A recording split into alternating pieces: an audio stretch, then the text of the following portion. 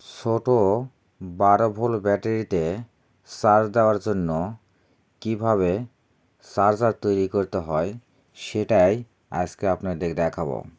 এই চার্জার তৈরি করতে আমার প্রয়োজন একটি অ্যাডাপ্টার, 2টি রেকটিফায়ার, একটি রেজিস্ট্যান্স, একটি ইন্ডিকেটর বাল্ব আর এসি কট।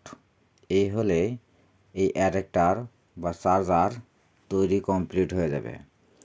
এটা আপনাদের পরিপূর্ণভাবে তৈরি করে দেখাবো কিভাবে এটা তৈরি করতে হয় বা কিভাবে আমি তৈরি করলাম। প্রথমে একটা অ্যাডাপ্টার নিলাম, অ্যাডাপ্টার নেওয়ার পর 2টি রেকটিফায়ার নিলাম। এই 2টি রেকটিফায়ারের পজিটিভ 2 সাইড আমি প্যাঁচ দিয়ে জয়েন করে দিলাম।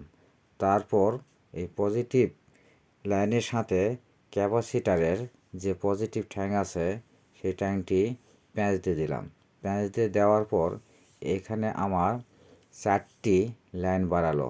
রেকটিফায়ারের 2টি লাইন, ক্যাপাসিটারের 2টি লাইন, এই 4টি লাইন বাড়ালো। এই 4টি লাইনকে ব্রিজ করে আমি 2টি লাইন তৈরি করব। প্রথমে অ্যাডাপ্টারের যে মাঝখানকার সাদা তারটা আছে সেই সাদা তারটি সরাসরি ক্যাপাসিটারের নেগেটিভ পয়েন্টে জয়েন করে দিলাম।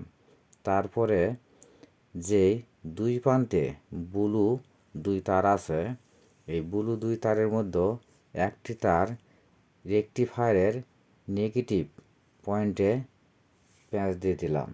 আরেকটি অবশিষ্ট যে তার থাকে সেই তারটি আরেকটি রেকটিফায়ারের নেগেটিভ প্রান্তে প্যাঁচ দিয়ে দিলাম।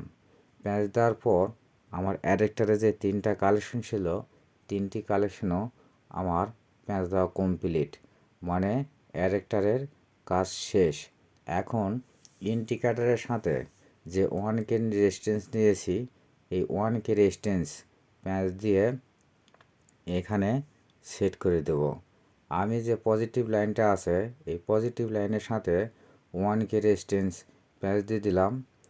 আর এই 1K রেজিস্ট্যান্স ব্লু যে তার আছে অর্থাৎ ডায়োডের বা রেকটিফায়ারের যে নেগেটিভ অংশ আছে এই নেগেটিভ অংশে এই পজিটিভ লাইনটা প্যাঁচ দেব।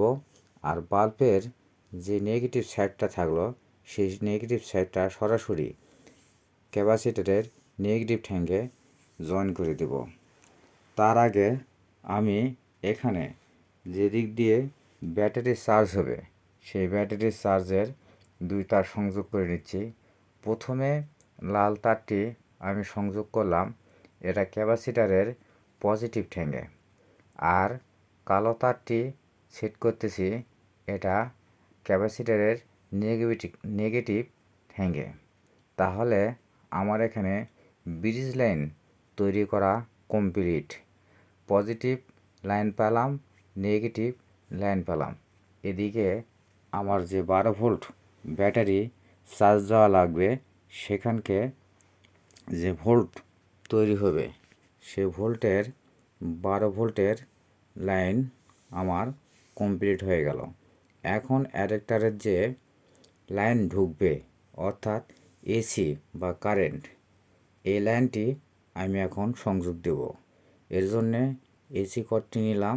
এসি কর্ডটি নিয়ে সুন্দর করে মাথা বের করে আমি অ্যাডাপ্টারে যে এসি 2 তার আছে তার সাথে সুন্দর করে সংযোগ দিয়ে নেব।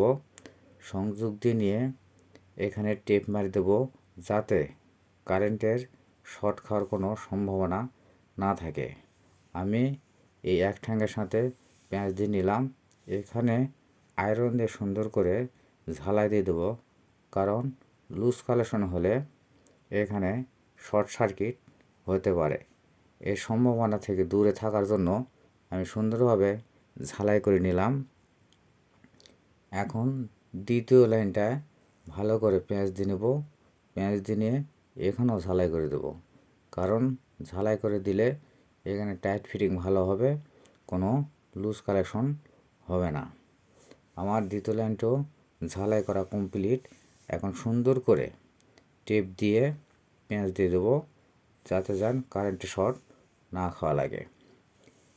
এখানে এসি লাইন ঢুকে গেছে কমপ্লিট। ছোট্ট করে ফায়ার করলাম, ফায়ার করে দেখলাম ফায়ার হচ্ছে। আমার অ্যাডাপ্টারটা কমপ্লিট হয়ে গেছে। এখন ব্যাটারি চার্জ দিয়ে দেখাবো কিভাবে ব্যাটারিতে চার্জ দিতে হয়। পজিটিভ সাইডটা পজিটিভে দিলাম, নেগেটিভ সাইডটা নেগেটিভে দিলাম। আর যে কারেন্ট ঢুকেছে কি না তার জন্যে এই যে ইন্ডিকেটারটা আছে, এই যে ইন্ডিকেটারটা জ্বলতেছে।